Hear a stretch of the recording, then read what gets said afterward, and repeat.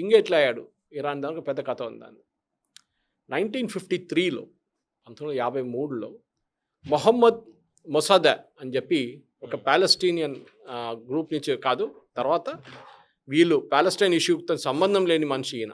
Okay, so 1953లో Mohammed మొసాదా ఈయన Iranian ప్రెసిడెంట్గా ఉన్నారు. అప్పుడు ఈయన చాలా మటుకు పాపులర్ ఉండే.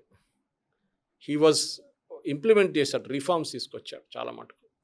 దాంట్లో ఫస్ట్ అదే టైంలో మీకు గుర్తుంటుంది, ఆయిల్ వెస్ట్ ఏషియాలో కనిపించింది అప్పుడే. ఆ టైంలో సౌదీ అరేబియా కానీ వీళ్ళందరూ అప్పుడు పేదోళ్ళు, అందరు ఏం లేదు అప్పుడు, అంతా ట్రైబల్ కమ్యూనిటీస్ ఉండే. మొసడ ఏం చేశారంటే చాలా మటుకు ఈయన మోడర్నైజ్ చేశాడు వాళ్ళ ఆయిల్ కంపెనీస్ని. ఆ టైంలో బ్రిటిష్ కంపెనీస్ అక్కడ పనిచేస్తుండే చాలా మటుకు. అది బీపీ ఉండొచ్చు, మిగతా కంపెనీస్ ఉండొచ్చు, అక్కడ ఈవెన్ అమెరికన్ కంపెనీస్ కొంతమంది ఇక్కడ ఆయిల్ ప్రాస్పెక్ట్ చేస్తున్నారు, అంటే తవ్వి తీస్తున్నారు. ఆ టైం పెట్టుబడి వాళ్ళే పెట్టారు. ఈయనేం చేశారంటే కొన్ని రోజుల తర్వాత మాకు రాయల్టీ కావాలండి, మీరు ఆయిల్ తీసుకెళ్తున్నారు ఇక్కడి నుంచి, మాకు రాయల్టీ ఇవ్వండి, ప్రతి బ్యారెల్కి ఇంత రాయల్టీ ఇవ్వండి అంటే రాత్రికి రాత్రి 1953లో ఈయన్ని అవుట్ చేసేసారు. కూలో తీసి పక్కన పడేశారు మొసడ్డేని. ఆ రోజు మొదలైంది గొడవ ఇరాన్లో. దాని తర్వాత అమెరికా సిఐఏ కలిసి బ్రిటిష్ MI6 ఇంటెలిజెన్స్ కలిసి ఒక మనిషిని తీసుకొచ్చి రాజుగా కూర్చోబెట్టాడు. ఆయన పేరు షా ఆఫ్ ఇరాన్ రాజా పెహల్వి. దానికన్నా ముందు కూడా వాళ్ళ పెద్ద లైనేజ్ ఉండే ఇరాన్లో, కానీ ఒఫీషియల్ టైటిల్ అప్పుడే ఇచ్చారన్నమాట, రాజా పెహల్వి షా ఆఫ్ ఇరాన్. 1979 దాకా ఆయన ఉన్నాడు. ఆయన ఒక అబ్సల్యూట్ డిక్టేటర్గా ఉండే. సరే చాలా మటుకు మార్పులు ఆయన కూడా తీసుకొచ్చారు, కానీ డిక్టేటర్. ఆయన వ్యతిరేకంగా ఎవరైనా మాట్లాడితే తీసుకెళ్ళి జైలు వేసేస్తాడు, చంపేస్తారు. చాలామంది చార్చర్గా చనిపోయారు, చాలామంది పారిపోయారు అక్కడి నుంచి ఆ టైంలో. కానీ అప్పుడున్న ఒక ఏం చెప్తారు ఇరాన్ అనే ఇమేజ్ మీ మైండ్లో ఉంటే, తెహరాన్ యూనివర్సిటీలో అమ్మాయిలు మినిస్కర్ట్లు వేసుకొని తిరుగుతుండే ఆ టైంలో. That was the scene. అప్పుడు ఎక్కువ రోజులు అదే ఉండే సీన్. ఇరాన్ అనగానే ఒక మోడర్న్ నేషన్గా వెస్ట్ ఏషియాలో వచ్చారన్నమాట. కానీ ఈ వాళ్ళ ఒపోనెంట్స్ని జైల్లో పెట్టడము, వాళ్ళని టార్చర్ చేయడము, వాళ్ళని చంపడంలో అక్కడ ఉన్న చాలా మటుకు ప్రజలకు విసుకొచ్చేస్తుంది. లాస్ట్లో డెమోక్రసీ అనేది లేదు. ఈయనేమో నేను న్యూక్లియర్ ఆప్షన్ కూడా తీసుకున్నాను, నేను న్యూక్లియర్ తయారు చేస్తాను, న్యూక్లియర్ బాంబులు తయారు చేస్తాను, న్యూక్లియర్ బాంబు అని చెప్పలేదు, న్యూక్లియర్ టెక్నాలజీ నేను తీసుకొస్తాను. సరే అని చెప్పి అందరూ ఊరుకున్నారు. యూఎస్ కూడా ఏం అనలేదు ఎక్కువ.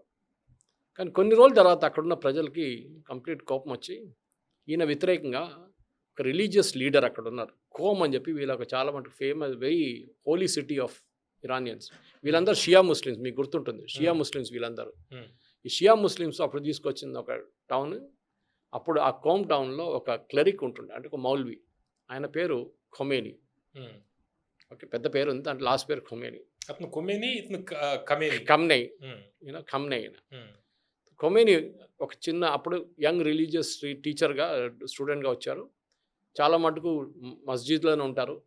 ఒక చిన్న ఫ్యామిలీ నుంచి, ఎక్కువ డబ్బులేం లేని ఫ్యామిలీ. తర్వాత ఆయన కొన్ని పొలిటికల్ అంబిషన్స్ ఆయన కూడా వచ్చింది. అప్పుడు వ్యతిరేకంగా ప్రొటెస్ట్, షా ఆఫ్ ఇరాన్ వ్యతిరేకంగా ప్రొటెస్ట్ ఇరాన్లో మొదలైంది. అక్కడెక్కడ ప్రొటెస్ట్ చేయడము, అక్కడెక్కడ అరెస్టులు చేయడము, జైలు వేయడం అని నడుస్తుంది. సో ఈయన దానికి వ్యతిరేకంగా మాట్లాడినప్పుడు ఈ షా ఆఫ్ ఇరాన్ ఏం చేశాడంటే కోపం వచ్చి ఈయన్ని ఇరాక్ పంపించారు. ఇరాక్లో నజాఫ్ అని చెప్పి అక్కడ కూడా చాలా మటుకు ఫేమస్ ఒక ఇస్లామిక్ టౌన్, ఒక మాస్క్ అని ఉన్నాయి, అక్కడ పంపించారు. ఇస్లామిక్ టౌన్ అని చెప్పొచ్చు, మీద చాలా హోలీ ప్లేస్ వాళ్ళకి. అక్కడ వెళ్ళి అక్కడ కూడా ఈయన గొడవ మొదలు పెట్టాడు. మళ్ళీ అక్కడి నుంచి కూడా స్టేట్మెంట్లు ఇష్యూ చేయడము, అది ఇది షా వ్యతిరేకంగా. లాస్ట్ అయ్యి ఇరాకీ గవర్నమెంట్ ఈయన్ని ఫ్రాన్స్కి పంపించేసి, ఫ్రాన్స్లో అక్కడ కూర్చొని వీళ్ళేమనుకున్నారంటే ఫ్రాన్స్లో వెళ్ళిన తర్వాత అక్కడ గవర్నమెంట్ చాలా సీరియస్గా ఉంటారు కదా, ఈమెను ఏమైనా చేస్తే ఈయన జైలు వేసేస్తారనుకున్నారు. కానీ ఈయన అక్కడ గొడవ చేయలేదు. ఇది సపోర్టర్స్ అక్కడ రావడం మొదలుపెట్టారు. ఇప్పుడు మన పుట్టపర్తి సాయిబాబా దగ్గర చూడడానికి వస్తారు చూడండి చాలామంది, ఎక్కడి నుంచో. అట్లానే ఇక్కడ కూడా మొదలయ్యి లక్షలు రావడం మొదలై. చిన్న ఒక విలేజ్, ఫ్రాన్స్ తట్టుకోలేకపోయారు, ఎంతమంది ఎట్లా వస్తున్న ఫెసిలిటీ ఎక్కడ ఉంది, ఏమీ లేదు. ఈ పరిస్థితుల్లోనే అక్కడి నుంచి ఈయన మళ్ళీ మొదలుపెట్టిండు స్పీచ్లు ఇవ్వడము. ఆ స్పీచ్లు మళ్ళీ ఇరాన్లో ఇల్లీగల్గా టెలికాస్ట్ చేయడం అన్నీ నడుస్తుంది. షా ఆఫ్ ఇరాన్ అదే టైంలో ఆయన క్యాన్సర్ ప్రాబ్లం ఉండే ఆయనకి. సో ట్రీట్మెంట్కి అప్పుడప్పుడు ఈజిప్ట్కి వెళ్తుండే. తర్వాత ఖొమేని ఇరాన్కి వచ్చారు. ఆయన ప్లేన్ ఆపడానికి ట్రై చేశారు, దిగకుండా చూశారు. తెహరాన్లో, కానీ సక్సీడ్ కాలేదు. Hmm. పైలట్ ల్యాండ్ చేశాడు. ఏ రోజు దిగాడో ఖమేని, ఆ రోజు నుంచి షా ఆఫ్ ఇరాన్ పాపులారిటీ తగ్గడం, లాస్ట్లో ఆయన అక్కడి నుంచి పారిపోయారు, ఈజిప్ట్కి వెళ్ళిపోయారు. తర్వాత ఆయన చనిపోయారు క్యాన్సర్ అని. దాంతో I think 5 or 6 years after. Hmm. ఇది ఇరాన్ స్టోరీ. అక్కడి నుంచి 8-9 సంవత్సరాలు ఖొమేని ఉన్నారు. దాని తర్వాత ఆయన కూడా పోయిండు. ఆయన సక్సెసర్ ఖమ్నేయి, ఇప్పుడు Hmm. చనిపోయిన ఆయన. 40 సంవత్సరాలు ఆయన పాటించారు అక్కడ. 40 అంటే సంవత్సరాలు. ఇప్పుడు అమెరికాకి ఇబ్బంది అండి. అమెరికా, ఇజ్రాయెల్ ఇరాన్ మీద చేయడానికి కారణం ఆ న్యూక్లియర్ ప్రోగ్రామా లేకపోతే రెజిమ్ చేంజా? నేను అది చెప్తున్నా. దానికోసం మీకు ఈ స్టోరీ అంతా చెప్పాను నేను. ఈ స్టోరీ అంతా మొహమ్మద్ మొసద్ స్టోరీ ఎందుకు మీకు చెప్పానంటే, మీకు అర్థం చేసుకో, మన ప్రేక్షకులు అర్థం చేసుకోవాలి. అవును. ఈ హిస్టరీ నిన్ననో మొన్ననో మొదలు కాలేదు. ఇరాన్ అనేది చాలా పాత సివిలైజేషన్, మనలాగానే అవును. చాలా పాత civilization. They were not Islamic. మన దగ్గర పార్సీస్ వచ్చిండారు చూడండి, అవును. వాళ్ళు ఇరాన్ నుంచి వచ్చారు. ఓకే, అట్లాంటి చాలా కమ్యూనిటీస్ నుంచి, ఇరాన్ నుంచి మన వైపు వచ్చిన చాలా కమ్యూనిటీస్ ఉన్నాయి. Hmm.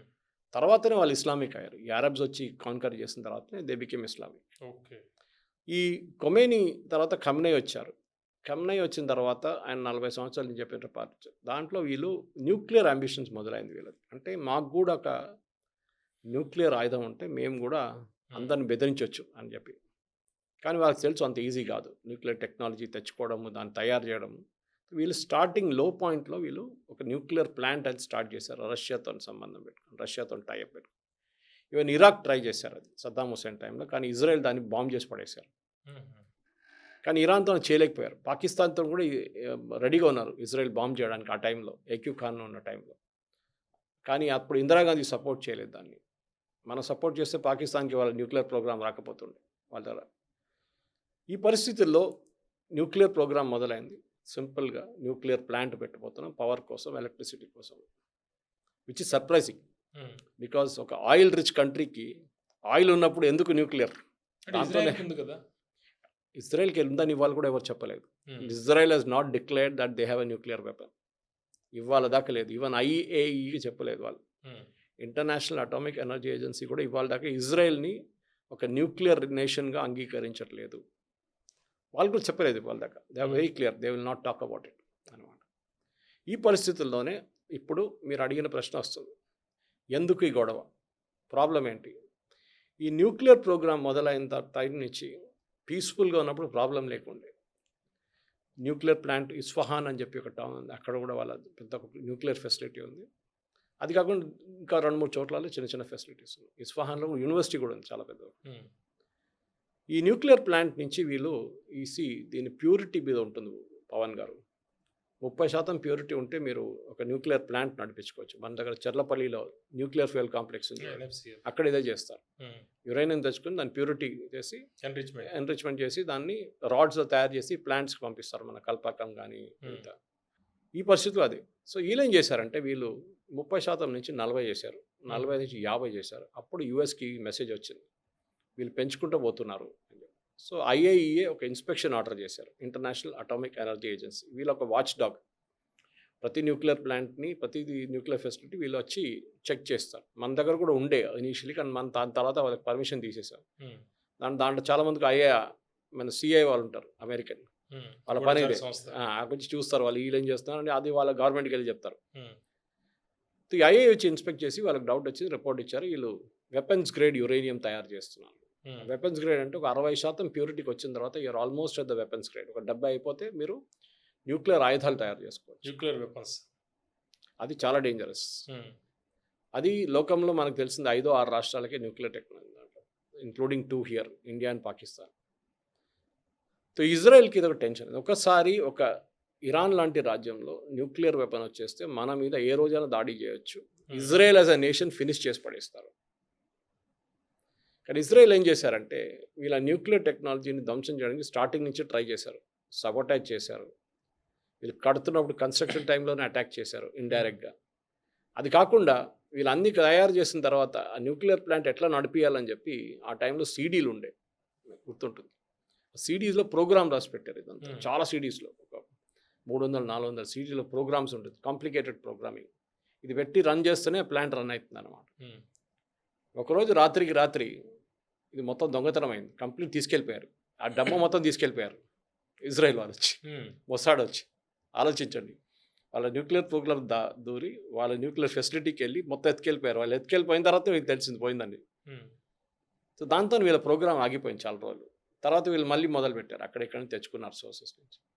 ఇజ్రాయెల్ ఏమంటున్నారంటే వీళ్ళకి న్యూక్లియర్ టెక్నాలజీ ఉండకూడదు. అమెరికా కూడా అదే ఒపీనియన్‌లో ఉన్నారు. ఇప్పుడు మీకు ఆ స్టోరీ వస్తుంది. ఎందుకనేది. కానీ ఇరాన్ ఏమంటారు, లేదు మేము ప్రొడ్యూస్ చేయట్లేదు. మేము ఓన్లీ మా న్యూక్లియర్ ప్లాంట్‌కి వాడుకుంటున్నాం. కాదు ఇన్స్‌పెక్షన్ అని చెప్పి ఐఈఏ ఇన్స్‌పెక్షన్ చేస్తున్నారు రెగ్యులర్‌గా. హ్మ్. ఒక 5, 6 సంవత్సరాల ముందు దాకా ఇది నడుస్తుండే. వాళ్ళ యాన్యువల్ అంటే ఇంకా అమెరికానే ఇంటర్నేషనల్ అటామిక్ ఎనర్జీ ఏజెన్సీ అని చెప్పొచ్చు మీరు. మెయిన్ ఆ! యూఎస్ఏ ఉంటుంది. యూఎస్ఏ. వాళ్ళు వచ్చి ఏం చేశారంటే ఇన్స్‌పెక్ట్ చేశారు మొత్తం. హ్మ్. ఇన్స్‌పెక్ట్ చేసిన తర్వాత వాళ్ళు ఒక రిపోర్ట్ ఇచ్చారు. Yes they are going towards ఒక వెపన్ గ్రేడ్ యురేనియం వైపు వెళ్తున్నారని చెప్పి. హ్మ్. సో దాన్ని వీళ్ళు మళ్ళీ ఆపారు వెళ్ళి. అంటే ఇప్పుడు ఒబామా డీల్ సైన్ చేశారు కదా! అప్పుడా? ఇరాను ఒబామా ప్రెసిడెంట్‌గా, యూఎస్ ప్రెసిడెంట్‌గా ఉన్నప్పుడు ఒక ఒప్పందం జరిగింది కదా! జరిగింది. అది హ్మ్. కూడా జరిగింది. దాని తర్వాత కూడా జరిగింది. హ్మ్. చాలా మటుకు ఐఈఏతోని వీళ్ళ ఒప్పందం ఉందన్నమాట ఎక్కువ ఓకే. చాలా మటుకు. హ్మ్. సో అట్లాంటి పరిస్థితుల్లో వీళ్ళేం చేశారంటే వాళ్ళ ప్రోగ్రామ్‌ని దాచిపెట్టేశారు. ఎవరు తెలియకుండా. హ్మ్. వీళ్ళు బాలిస్టిక్ మిసైల్స్ ప్రొడ్యూస్ చేయడం మొదలుపెట్టారు. మనకు తెలిసిందే పవన్ గారు, ఒక న్యూక్లియర్ వెపన్‌ని డెలివర్ చేయడానికి ఒక వెపన్ ఉండాలి. అవును. తీసుకెళ్ళాలి. క్యారియర్ కావాలి కదా! దానికి ఒక వెపన్ ఉండాలి. లాంచ్ చేయడానికి ఎయిర్‌క్రాఫ్ట్ నుంచో ఉండాలి. దేని నుంచైనా. గైడెన్స్ సిస్టమ్ ఉండాలి. దానికి ఒక రాడార్ ఉండాలి. హ్మ్. చాలా కాంప్లికేటెడ్ పీస్ ఆఫ్ టెక్నాలజీ. ఎప్పుడూ న్యూక్లియర్ వెపన్స్‌ని అసెంబుల్ చేసి ఉంచరు. సెపరేట్ పెడతారు వాళ్ళు. అవును. దాన్ని లాంచ్ చేసే కేసింగ్ సెపరేట్ ఉంటది. దానిది రాడార్ ఉంటది సెపరేట్‌గా. దానిది మిసైల్ సెపరేట్ ఉంటుంది. దాని తర్వాత పేలోడ్ ఉంటుంది దాని లోపల. Safety measures. ఎందుకంటే బై మిస్టేక్ అది పోతే అంతే అవును. సంగతి. ఈ పరిస్థితిలో ఉన్నప్పుడు వీళ్ళేం చేశారంటే చెప్పాను చూడండి ఐఈఏ నుంచి దాచిపెట్టేశారు. వీళ్ళు ప్యూరిటీ మళ్ళీ మొదలుపెట్టారు.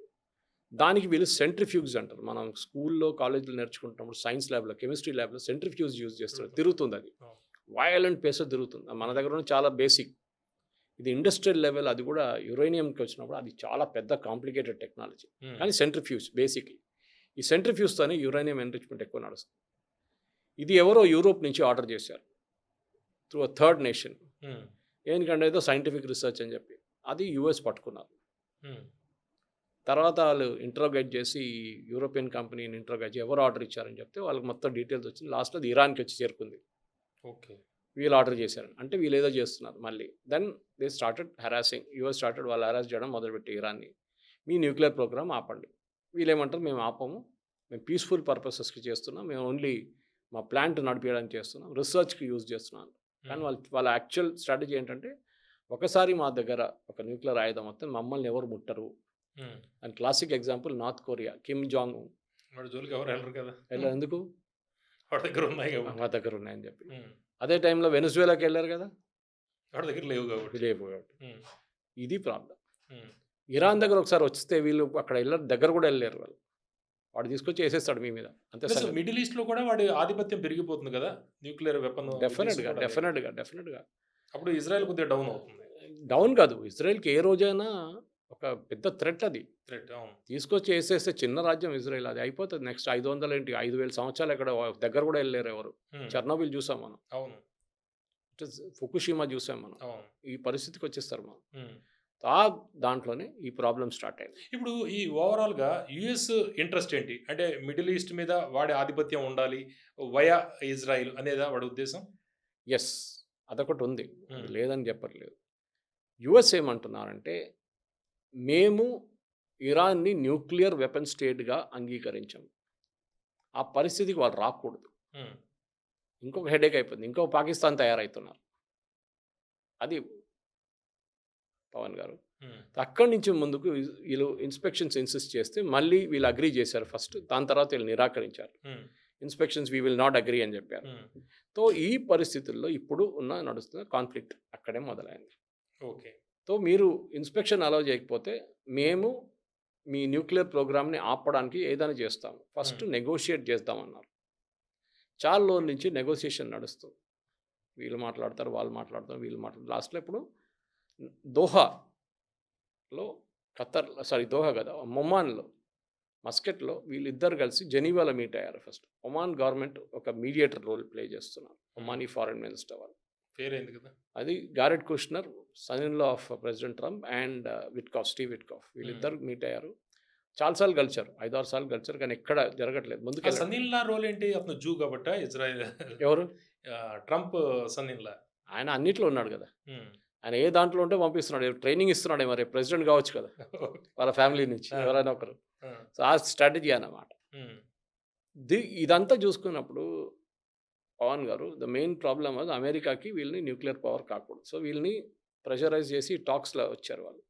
టాక్స్ నడుస్తున్నప్పుడు కూడా జారెడ్ కుష్నర్ కూడా అన్నారంట, ఈవెన్ స్టీవ్ విట్కోఫ్ దట్ వీళ్ళకి ఇంట్రెస్ట్ లేదు. వీళ్ళు ఓన్లీ ప్లేయింగ్ ఫర్ టైమ్ అంటాం ఇంగ్లీష్‌లో. హ్మ్. ఎన్ని రోజులు నడుస్తుంది చూద్దాం మాట్లాడి లాస్ట్ ఎవడో ఒకడు టైర్డ్ అయిపోతాడు. హ్మ్. కానీ వీళ్ళ ఖమేనీకి ప్రాబ్లమ్ ఏంటంటే ఈ న్యూక్లియర్ వెపన్ లేకుంటే ఇరాన్ ఏం లేరు. ఇరాన్‌ని రేపు ఎవడైనా కొట్టేయొచ్చు. హ్మ్. దీనికన్నా ముందు వాళ్ళ హిస్టరీలో ఉంది కదా! సో, అట్లనే వీళ్ళకి కూడా జరగొచ్చు అని చెప్పేసి. సో, ఇప్పుడు దానికోసం ఈ ప్యూరిటీ ఒకసారి 60% క్రాస్ చేస్తే దెన్ వాళ్ళని ఆపలేరు ఇరాన్‌ని. హ్మ్. అంటే సురేష్ గారు ఇప్పుడు ఇరాన్ వాడి న్యూక్లియర్ ప్రోగ్రాము కంప్లీట్ అవ్వలేదు. అయితే అన్ని దేశాలు వాళ్ళకి వ్యతిరేకంగానే ఉన్నాయి. వాడికి ఎప్పుడు దోస్త్ అనుకుంటున్న చైనా కావచ్చు, రష్యా కావచ్చు అవి కూడా సంయమనం పాటిస్తున్నాయి. బ్యాలెన్స్‌గా ఉన్నాయి.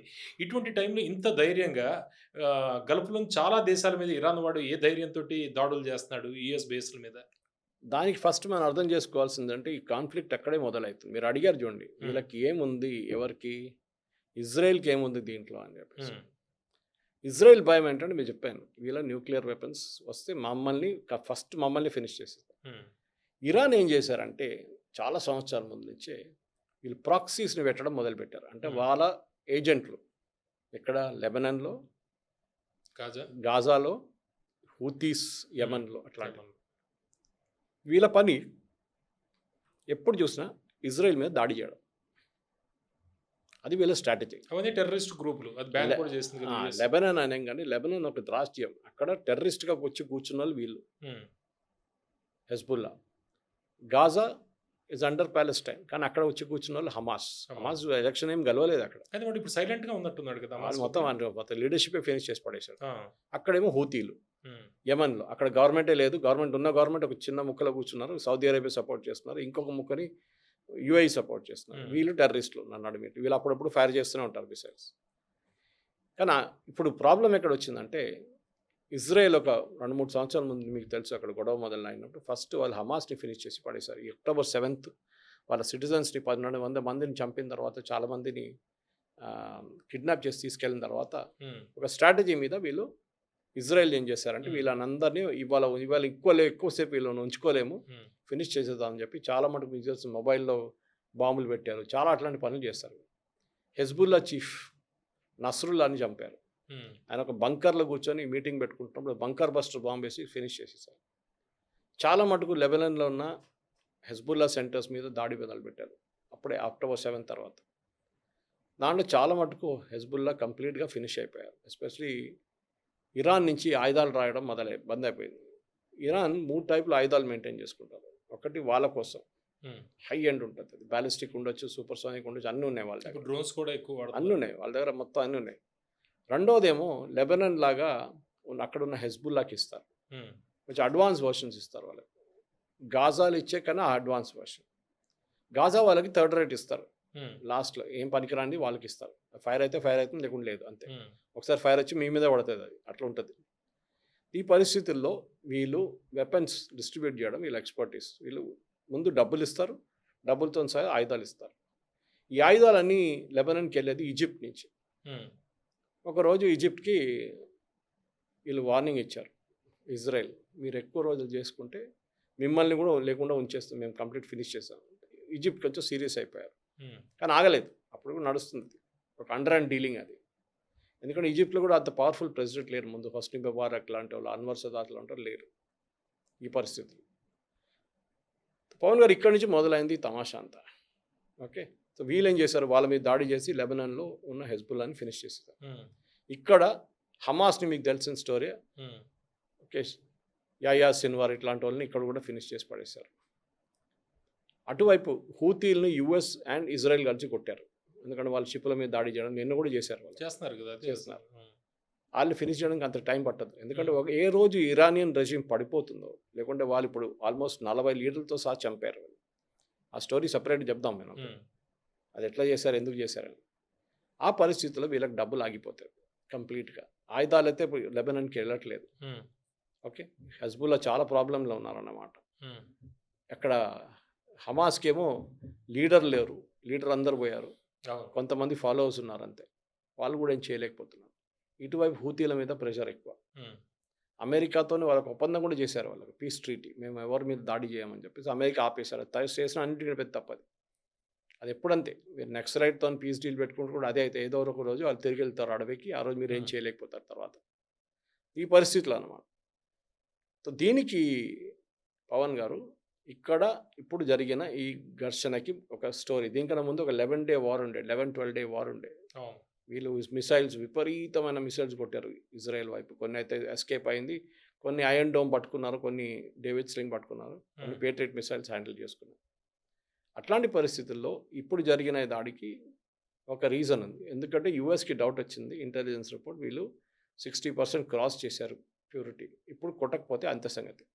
ఈ దాడుల గురించి మనం మాట్లాడుతున్నాం. అయితే ఇరాన్ మల్టీ ఫ్రంట్ వార్ ఈ ప్రతీకారం మనం చూస్తూ ఉంటే హౌతీలు యమన్ దగ్గర జలసంధి దగ్గర, ఎర్ర సముద్రం దగ్గర ఒక సమస్య. నావలు ఏమైనా రావాలంటే వాళ్ళ మీద కరెక్ట్. దాడులు చేస్తున్నారు. రెండోదేమో హిజ్బుల్లా వాళ్ళు ఆల్రెడీ దాడులు చేస్తున్నారు ఇజ్రాయెల్ మీద.